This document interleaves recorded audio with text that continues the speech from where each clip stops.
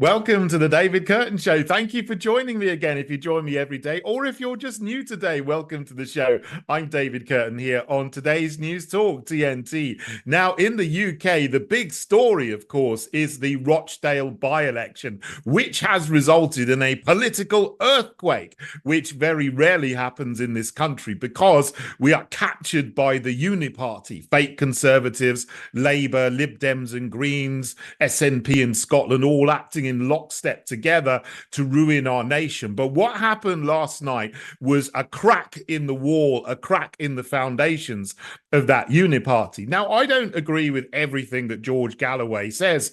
I'm on the right, obviously, he's on the left. We wouldn't agree on economic policies, but we do agree on many, many things, not least the fact that he is anti-war. I am anti-war again. He has stood up over the decades against the UK getting involved in wars in Iraq, in bombing Libya, in bombing Syria, in giving weapons to the Zelensky regime in Ukraine, trying to escalate war with Russia, which could lead to World War III. And he's also called for a ceasefire in Gaza, seeing the horror of what is happening to the Palestinian people there and has been happening over the last few months. We hear worse and worse stories about what's happening to those people as the days go on and the situation is not improving. So I don't see how anyone could oppose a ceasefire so that there are people there who are not party to what happened on the 7th of October. The innocent people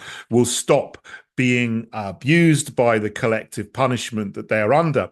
Nevertheless, this election in the UK has had something to do with Gaza, and it's also had something to do with the UK as well.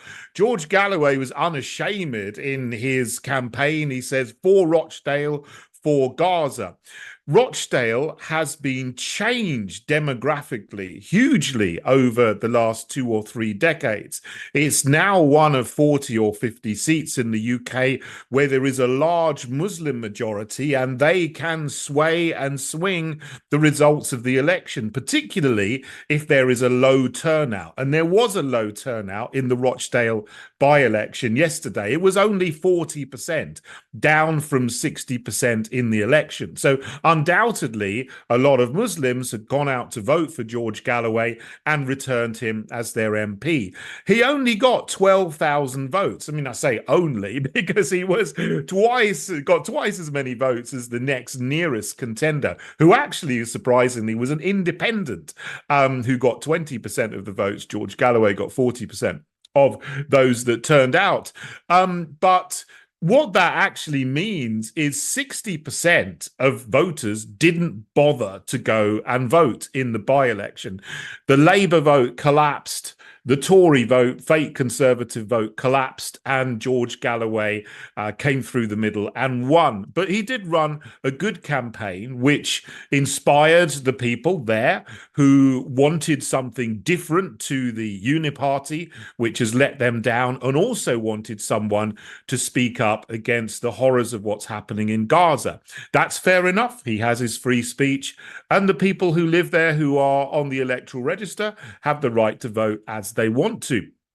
Now, George Galloway amusingly said after the election result came out in his speech, Keir Starmer and Rishi Sunak are two cheeks of the same backside, and they both got well and truly spanked tonight. I think that's absolutely brilliant. And he did give them a good spanking, but they don't just need a spanking, they need an eviction from the House of Commons, the Houses of Parliament, so that we can get in people who are on the side of the people, MPs who are on the side of the people, whichever side of the political spectrum they're on.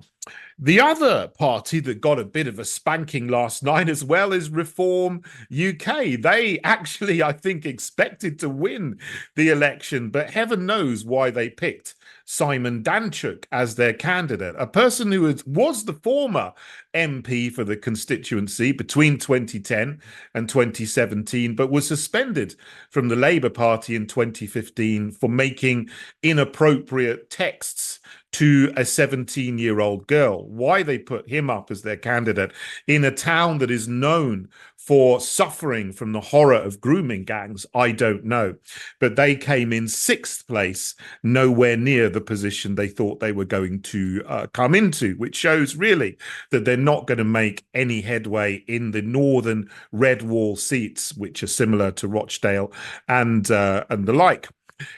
Now, of course, what this means is Labour and the fake Conservatives, to some extent, are victims. Or actually, no, I wouldn't say victims is the right word. They're getting what they deserve. They have both pursued rapid mass immigration into the UK for the last 30 years, whether it's Labour in power or the fake Conservatives in power. The immigration figures for 2023 were also released yesterday, and they are horrendous. We have the highest number of visas being given out to study and work in the UK that we ever have had. Legal and illegal immigration are at record highs or near record highs. We have 1.4 million people coming to the country, migrating to the UK legally through work and student visas, way, way above anything that we've seen before the lockdown period. And there's also nearly 30,000 people have come that we know of illegally in small boats across the channel. But that doesn't include people who get lost as they come in on the back of lorries. They have supported mass immigration, particularly Labour in their time, supporting mass immigration from the Middle East and so on, hoping that they would get many people in to come and vote for them in the elections. But that demographic, the demographic of Muslims that they've so far relied on to return Labour MPs in seats like Rochdale, are now abandoning the Labour Party. And this time they voted for George Galloway. Long may that continue, and long may the fake Conservatives and Labour continue to get spanked in by-elections and also in the general election as well.